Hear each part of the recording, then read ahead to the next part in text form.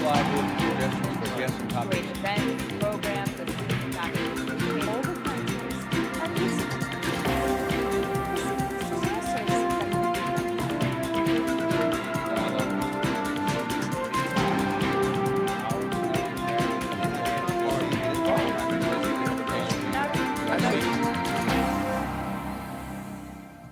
Welcome to this week's segment of Dialogue Houston. I'm your host, Lawrence Payne. To our regular viewing audience, welcome. To those joining us perhaps for the first time here for HCC's TV Dialogue Houston, we're here now every Tuesday and Thursday at 6 a.m. and again at 6 p.m. and Saturday afternoons at 3 p.m.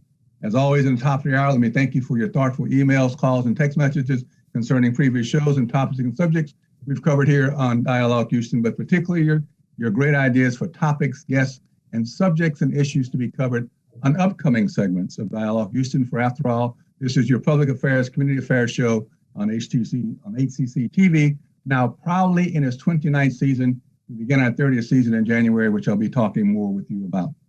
We're going to have a discussion this afternoon about social justice and all things related: social, economic, political, spiritual, human beings in relationship to other human beings. And I have two very special guests who are going to help us in this dialogue and conversation from their perspective, from their daily lived life experiences of how this stuff affects them. They're none other than Paula Carrasco, who is here doing work on her PhD in ethical leadership at the University of St. Thomas and the EDD, which is a wonderful program that University of St. Thomas has because they deal and dwell deeply into the issue of social justice. And Latoya Ellis, who also is working with Paula. Actually, they work together at the City of Houston's Health Department. I might mention that Paula has her MPA and Latoya has her MPH. So they're very knowledgeable in the area of public health also. But we wanted to work more on looking at the social inequities and inequalities around a social justice perspective, because that is why they have to deal with the issues they have to deal with every day. It is because of those inequities and inequalities. It is because of the lack of equity. It is because of the lack of social justice that makes this necessary to have these kind of questions come up. And that's why it's so important to have this kind of conversation and dialogue with two people who are intimately engaged with seeing how that left and right, hand and foot of the inequities and inequalities affect the work that they do because of the lack of social justice. Without further ado, Paula, Latoya, welcome to Dialogue Houston. Thank you so much, Larry. Thank you so much. It's great to be here to talk about important topics as these. Latoya, yes, welcome. Thank you. Thank you for having me. So let's begin this way. Let's think about this conversation as one foot in charity and one foot in justice.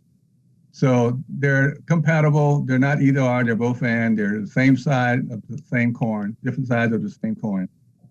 How do you see the work that you do every day and the need to do the work you do be continuing to grow, develop, the needs and the numbers just get greater because of the lack of justice?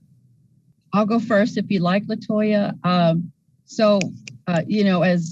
Larry, you mentioned, I'm a student at the University of St. Thomas. So all of my opinions and thoughts are based on as a student, as a doctoral student. But my experiences with my daily work for the health department, what I've seen and even just on my personal side, growing up here in Houston, the disparities in the different areas of Houston, they've changed, of course, in the decades that have passed, but they've become harder and more challenging since COVID. And you see that the collaborations that have come through civic unions, faith-based programs, and the churches and the schools, and so everyone has come together to reach out to provide the public health literacy that needs to be provided, provide the resources and the services that are offered. And so when we work together this way, we're able to provide a social justice. because there is so much inequality and inequity in public health, we strive to see what everyone needs, not provide everything as a blanket, because we know that when we provide services as a blanket, someone might not be able to obtain that service for a specific reason, like transportation, like a language barrier. So these are some things that we like to look at to understand how we can meet the needs of the communities, of the different generations, the different disparities that the different age groups might need. And we come together and strive on a daily basis in trying to achieve these needs. And what you just laid out is the foundation for looking at how we can improve in the area of justice and social justice, to not have to rely so heavily going forward on charity and increasing the numbers and the amount of money necessary to serve the growing needs. It seems to me that it is time to look at not only the downstream services we provide, which is reaction to the issues through charity and service, but start looking upstream to the causes of the issues that causes us to have to do so much work downstream, and start focusing on eradication, systemic change, and policy issues. It seems that we are called to do that because we can't keep growing the numbers we need to provide the services. Is that true? Well, you know, and that's part of programs that we have and that we look at as university doctoral students. We want a sustainable change, right? We just don't want what I've called, change, yes. Yes, we want sustainable changes. We don't what I've called band-aids, you know, daily band-aids. Daily needs are fantastic, right? Because the disparities, whether it's food or educational, school supplies or clothes, things that the kids need, things that senior citizens need on a daily basis. This is great, but if we can provide sustainable changes through community efforts, right? So we maybe have someone within the community to help provide education that whether it's I'm just thinking maybe teach someone how to use the computers, because you know, I think of language barriers, but there's so many of the community that speaks English, for example, but they might not have the technological literacy.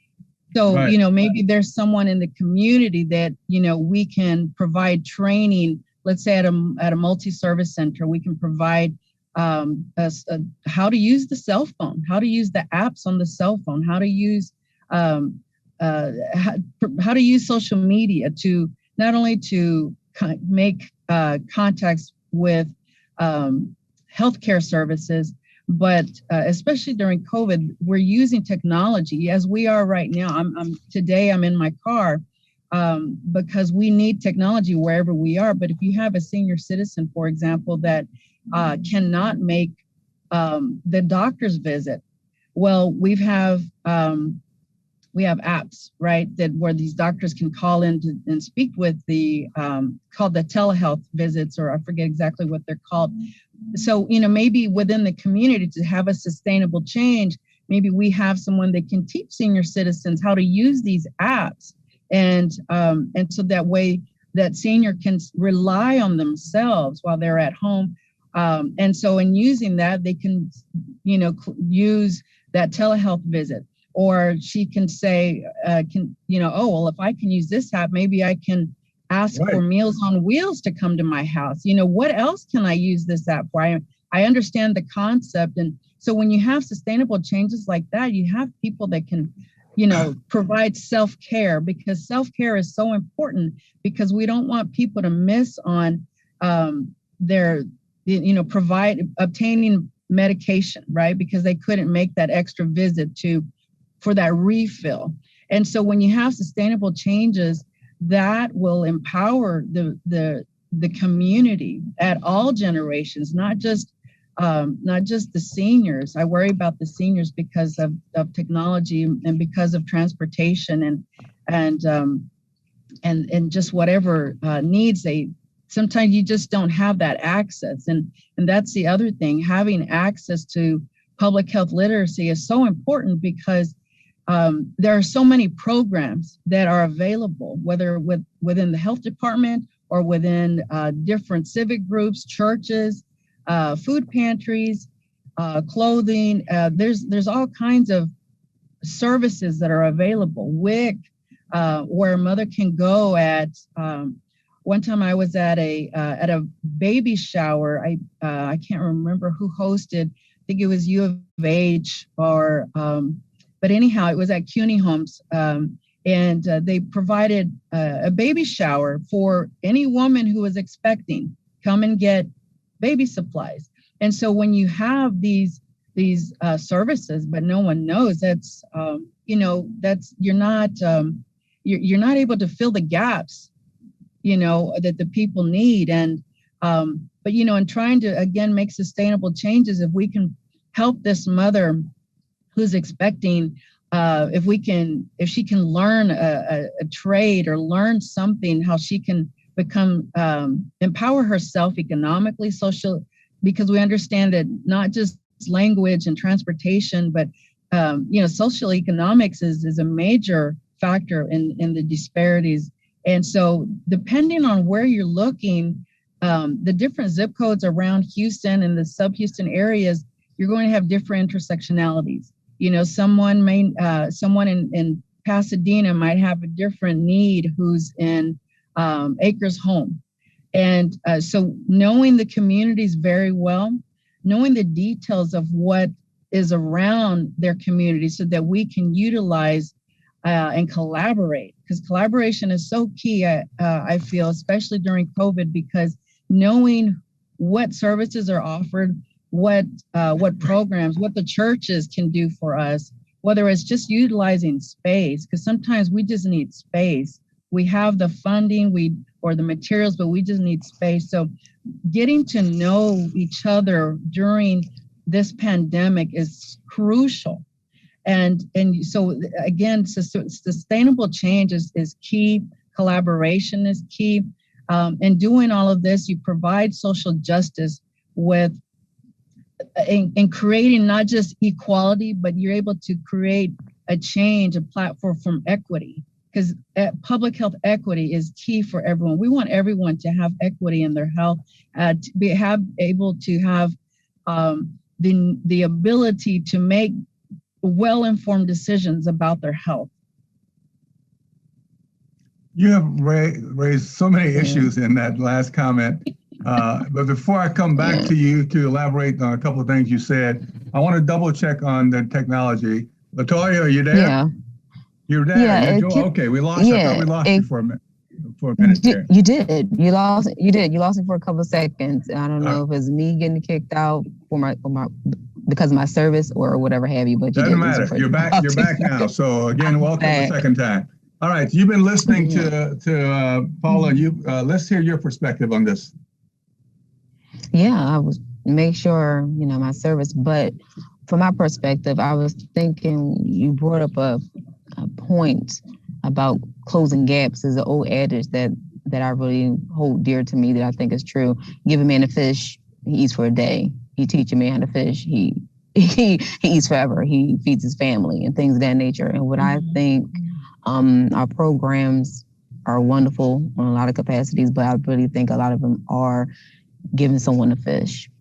We're not tackling the deeper issues of how people could be empowered themselves, have them empower themselves to make the sustainable changes, because programs aren't funded to last forever. They're funded to provide that Band-Aid. And then from that Band-Aid, we want to make sure the individual understands how to better take care of themselves, access their resources. But then from a perspective for my outlook, if the individual can empower themselves, we need a system that can support their ability to then help them take care of themselves. So from picking up from a lot of the tidbits of the conversation, when it comes to programs, sustainability around the perspective of social justice, is all a marriage, but if it's not tackled where the money flows and where an individual can have the autonomy to make better decisions for themselves so they can reach those pinnacle moments for themselves and their families, the programs that we have will just be programs that we have and will be refunded for them year after year, grant after grant. And those communities who are at risk will always be at risk because we're not tackling the symptom. We're not tackling the root, we're tackling the symptom. So let's go back to what Paula was saying and get your comments on this. Paula, the more I heard you speak, and thank you for your comments there, inherent in what you were talking about was values. Mm-hmm. And the question of the values domain that drives so much of this. Do you see, both of you, that there is a lack of a common set of values as it pertains to how we see human beings, how we treat human beings? So therefore, it's easy still to have the disparities that exist, particularly with marginalized communities of persons of color, who we still give a lot of lip service to about the need to do X, Y, and Z. But in reality, it doesn't really seem to manifest itself to the level that the need needs to have the service to the reality. And so, but Paul, I want to start with you because you were so clear on the pieces of what needs to happen about their interconnectivity, interdependency, interrelativeness, about the intersectionality of it all. But as the more I heard you talk, the more the value issue kept coming to my mind. When you're working with the community, the value is placed in the program, but when you are executing and implementing these programs, you have to place yourself in a position where you can empathize with your community, with the people. So there's the word. There's the main word, empathy. Yes, empathize. You have to empathize. When COVID first started, I had the privilege of working with the call center as the team lead, and we still get thousands and thousands of calls per day. But in March, April, May of 2020, when we had calls coming in, the team would, as their team lead, the team would look to me and they were panicked as well. And I said, hey guys, you know what? You have all of the information that the community is looking for when they call us. You have it. But what you also have is empathy. We are all in a pandemic together. You have empathy. And so that would help de-escalate the staff, but it also helped de-escalate the caller. I mean, I would tell the team, just talk to these people, help them. They're mothers like you are. They're parents, their daughters. These are people that want information. And when you work with the soul, when you work with the person who is a human in front of you, just like you are, and you understand what they need, they're hungry, they're thirsty, they're tired because they're working 2 jobs. And I met this woman last year who she has a job, full-time job, but she was telling me that her husband had become unemployed. Her father had become unemployed.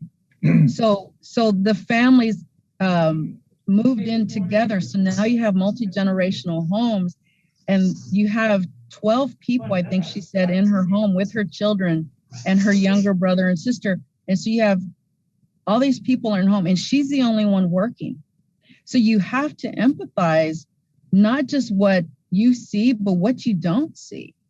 And when you're working with so when you're working with the services that are provided, something that Dr. Torres, my dissertation chair and my ethical leadership professor, something that he's always explaining to us and wanting to drive home is being able to see through the lens of the person that you are speaking with. Why are they?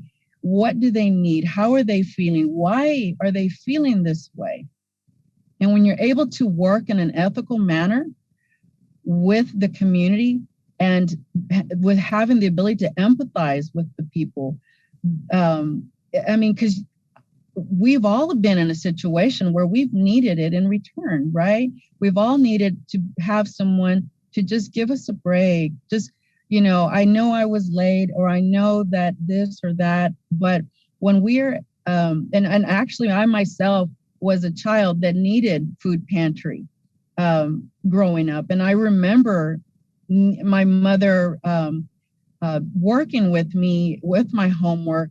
My father was, he quite honestly, he spent a lot of his pretty nice income on alcohol. So I was that child. So I can empathize with being that child and my mom, seeing my mom wondering how food is going to be prepared today. And, but what she taught me also was that she would say, Mija, you still have more than children that are in Mexico. So she taught me how to empathize, and she taught me how to work the community when we would pick up cans to along the roads to clean for litter. And in return, we would sell these cans. And I don't know if you remember, Larry, for Astroworld, they had Penny. Oh, Penny yes. Day, Yes, they do. So we would go to Astroworld with this money. And she would say, Mija, I'm showing you how to work. I'm showing you how to keep your community clean. And I'm showing you how to have fun after you've done all that work. And so you've done, Mom would say, you've made a good deed. You've earned money. And now let's go to Astroworld. And so that's just where, where I've learned from her is how to have empathy with the community, how to work hard, and how to figure out, okay, how do I make this happen? Because I might not have all the keys, but I might find someone who has a tool that with who I'm working with might need. Mm-hmm. So that's the value that you have to bring when you're working with the programs, because these programs won't be successful if you can't empathize, if you're not working with people. You can have all of the tools in the garage, but if you don't know how to use them, right, it's a slow business day. It is. Latoya, how do you see the value perspective?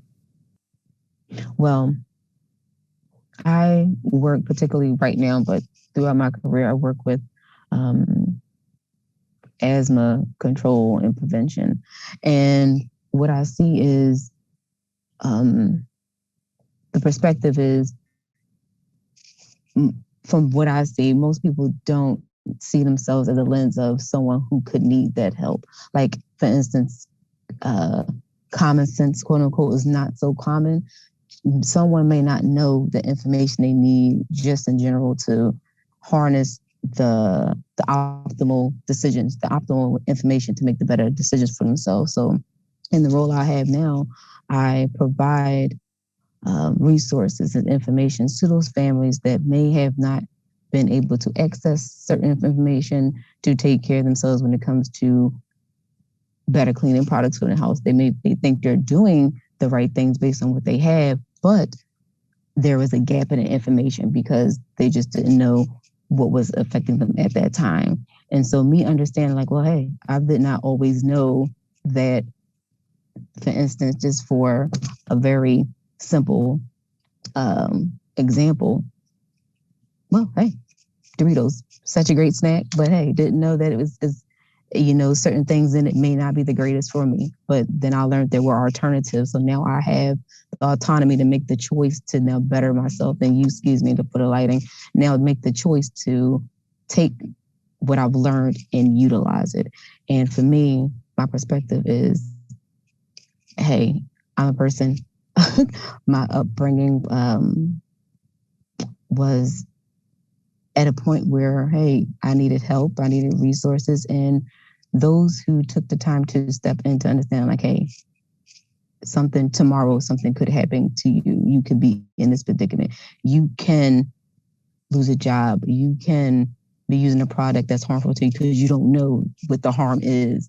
You can now lose a parent, and now an income stream is gone, and you need ways to get resources.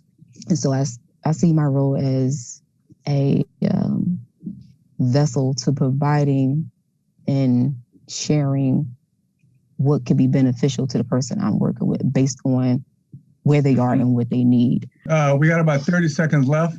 I'm going to split it with the both of you. So any closing comments, Paula, and then quickly closing comments from Latoya? Again, for social justice, I would encourage everyone to empower themselves by seeking health literacy and seeking someone to help interpret that literacy if you need help. The health department is always available, and your civic groups, church, everyone is always someone at the university. There's always someone looking to offer their assistance. Thank you. Latoya? Yes. And for myself, I encourage everyone to advocate for yourself. Advocate for what you need for yourself. Be able to speak up. If you don't understand something, ask the question. You are worth the optimal information. Equity is important. Yes, very good. All right. I'm going to end with these closing thoughts. Thank you very much, ladies, for being with us. Time goes by all too quickly as usual. Yes. So let me give a couple of quick closing thoughts. What we're talking about here are people's concerns and hopes. We always have to ask the question, what are people's concerns today? What's beneath them? What do they need? And in our troubled times that we live in, what gives people hope? It is always about giving people hope. And to do that is quality of the relationships that we establish with our clients, customers, consumers, constituents, congregants, whoever it may be. It's all about the relationships that we build on mutual trust and respect, because nothing happens without trust. And it is a response to the issue of trying to help people understand through the trust development what is going on with them, around them, what they need to do for themselves, and what we can do to help them along this journey. It is all about our shared stories and our shared struggles. We all are in this together. It is part of what it means to be in living in a democracy as a citizen, that we look out for each other, the loss of each other. Until then, as always, we thank you for being part of Dialogue Houston. Until we come together again, stay well, be safe, and peace, power, and love.